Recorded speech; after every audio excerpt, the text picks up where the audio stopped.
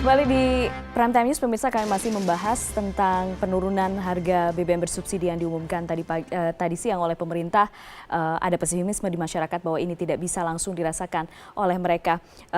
Ke Mas Faisal, jadi sekarang kalau misalnya untuk memastikan ini bisa langsung dirasakan oleh pemerintah, sudah ada beberapa skemanya disampaikan, ada operasi pasar, melibatkan penegak hukum, tapi kan itu sifatnya reaktif.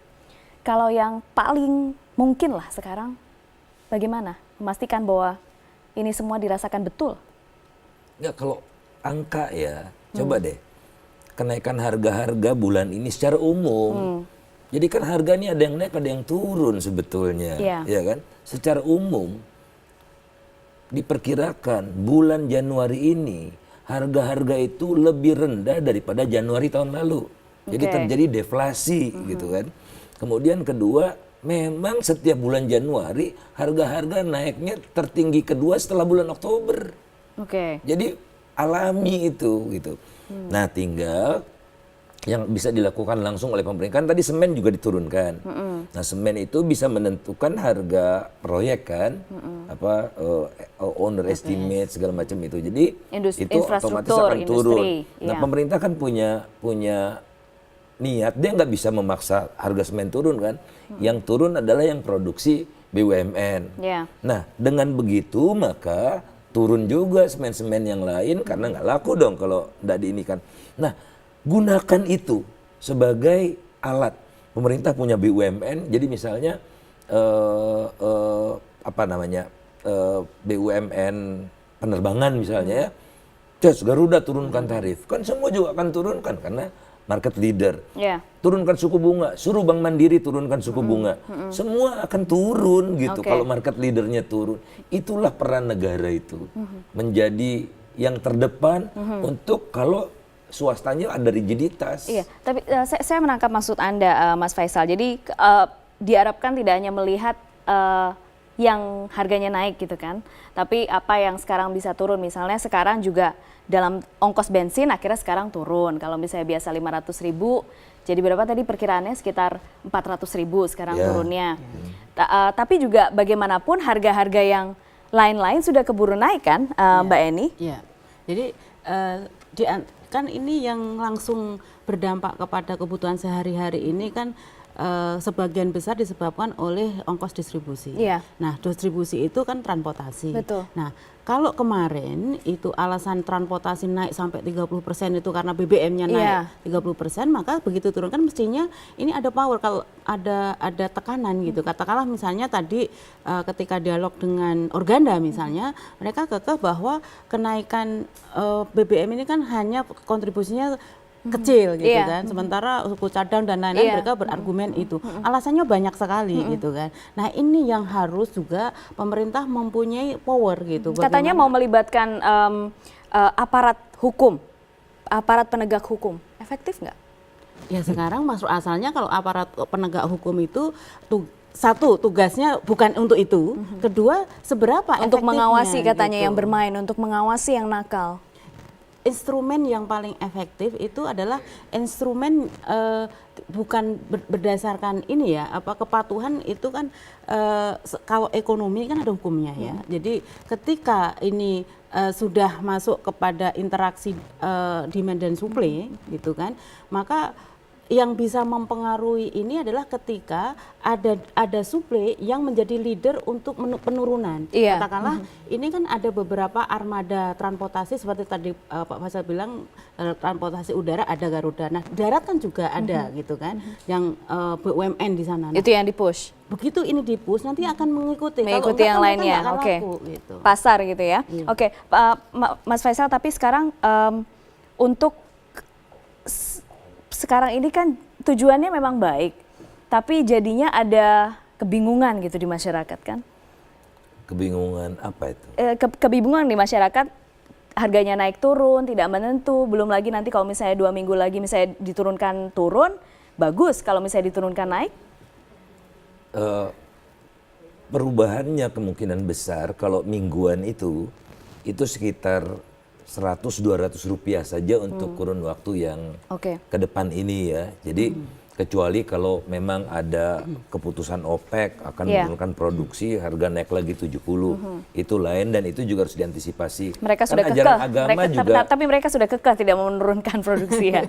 Oh, berarti ya harga akan cenderung turun terus. Iya, mereka sudah mengatakan Harga itu sih akan tidak mau cenderung turun. Oke, baik. Sekarang sudah bergabung bersama kami, Mbak Eni, mohon maaf, sudah bergabung bersama kami dari luar studio, Menteri Negara Perencanaan Pembangunan Nasional, Kepala Bappenas, Pak Andrinov Caniago. Pak Andrinov. Ya, selamat sore. Halo, selamat malam Pak Andrinov melalui sambungan telepon. Ya, selamat malam. Pak Andrinov, kami sudah 2 segmen ini membahas pesimisme masyarakat. Harga BBM diturunkan, tapi sepertinya tidak bisa langsung dirasakan dampaknya oleh masyarakat. Sebenarnya apa rencana pemerintah, Pak Andrinov? Ya, kebijakan itu kebanyakan kan dampaknya nggak seperti bikin kue ya, kue jajanan pasar ya. Dalam 24 jam itu dari bahan baku langsung bisa dihidangkan di atas meja ya. Apalagi yang namanya kebijakan itu menyangkut masyarakat, menyangkut penduduk, warga negara ya. Sejak dia diputuskan itu ada proses yang menuju perubahan atau menjadi output atau menjadi hasil. Ya, jadi tidak cocok memakai cara berpikir untuk menanyakan hasil ya untuk hasil yang instan dari sebuah kebijakan. Maka yang harus dilihat adalah bagaimana logis tidaknya kebijakan itu ya ketika diputuskan. Apakah betul itu secara logika akan memberikan manfaat yang lebih besar. Oke, logika kebijakan itu. Kebijakan sebelumnya dinaikkan Pak, November 2014.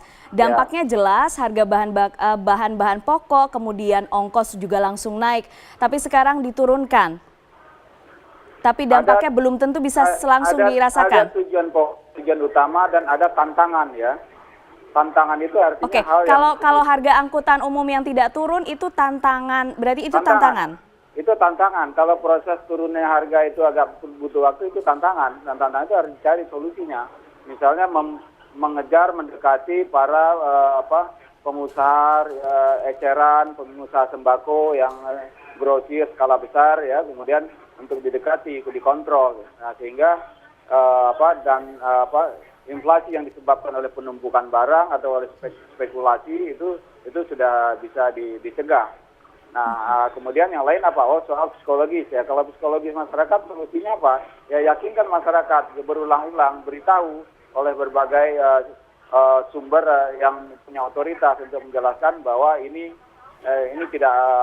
kecemasan yang tidak beralasan gitu ya. Nah, yang faktor-faktor psikologis itu tentu ada lagi solusinya. Jadi jangan hanya karena ada tantangan lalu kita persoalkan.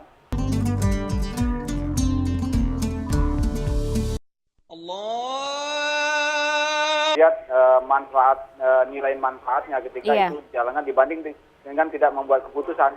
Iya, Pak Andrinov, masalahnya sekarang dampaknya itu yang sederhana saja, misalnya angkutan umum, kemudian harga bahan pokok, itulah yang dihadapi masyarakat kita sehari-hari.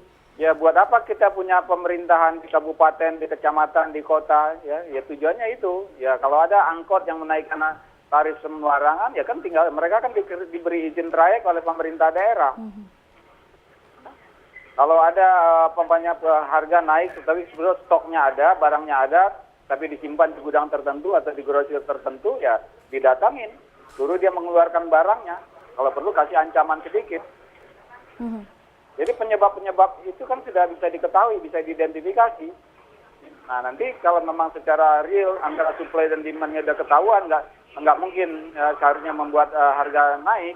Nah berarti ada faktor psikologis. Nah faktor psikologis cari lagi solusinya. Ya kita ngomong rame-rame, panggil kalau perlu ulama, ustadz, ya pendeta suruh bicara supaya Oke, Pak Andrinov, sebenarnya kita punya tidak sih sistem untuk bereaksi terhadap harga pasar? Sekarang BBM Premium sudah mengikuti harga pasar. Kita ada sistem terintegrasi tidak, Pak Andrinov? Ya itulah gunanya pemerintahan daerah punya tim penanggulangan inflasi daerah. Ya. Masalahnya apakah tim itu sudah bekerja optimal dan tanggap atau tidak? Apa yang akan dilakukan pemerintah pusat untuk memastikan mereka bekerja secara baik? menghimbau kepada TPID itu, pemerintahan daerah itu supaya tanggap dan antisipatif terhadap kebijakan yang sudah jelas skema yang dibuat. Artinya setiap bulan mereka, setiap minggu mereka harus bekerja. Oke, sudahkah himbauan itu dilakukan Pak? Kita ada 2 hari nih waktunya sampai harga naik tanggal 19. Sudah, gubernur sudah berapa kali dikumpulkan oleh presiden di Istana Bogor, di Istana Negara ya untuk menyampaikan juga kepada bupati wali kota. Jadi sudah dilakukan. Pak Andrinov, artinya sekarang tadi Pak Sofyan Djalil juga mengatakan bahwa akan mengevaluasi harga minyak dunia, kemudian harga BBM di dalam negeri setiap 2 minggu. Artinya kita akan menghadapi situasi yang sama setiap 2 minggu, Pak Andrinov. Tidak, itu nanti akan menjadi situasi yang biasa yang tidak ada masalah karena ini adalah skema baru yang tinggal dipahami oleh masyarakat. Pemerintah menerapkan skema baru berupa subsidi tetap bagi minyak solar. Kenapa yang dipilih solar untuk tetap disubsidi? Karena fungsi publiknya jelas. Ya, banyak dipakai oleh angkutan umum, angkutan niaga, oleh nelayan. Tapi kalau premium itu dipakai oleh pribadi. Iya, tapi kalau misalnya dampak di masyarakat semuanya dipukul rata, Pak. Enggak dong. Di masyarakat, misalnya harga BBM turun atau harga BBM naik, dampaknya langsung dipukul rata. Harga telurnya naik, harga berasnya naik. Masyarakat memang harus dibiasakan. Ya, itu memang butuh waktu. Makanya jangan melihat reaksi yang di masyarakat itu sebagai sesuatu yang final. Itulah yang namanya kebijakan publik. Yang diurus itu publik, masyarakat. Beda dengan ibu-ibu yang buat kue mangkok. Kemarin sore ke pasar, tadi pagi hari besoknya dia bikin bisa menghidangkan kue mangkoknya di warung atau di meja makan. Harus dibiasakan. Itu berarti tugas lain untuk sosialisasi. Sosialisasi itu ya. Pak Andrinov, nanti masih kita jeda dulu ya. Kita sekarang jeda dulu. Pemirsa tetap bersama kami di Prime Time News.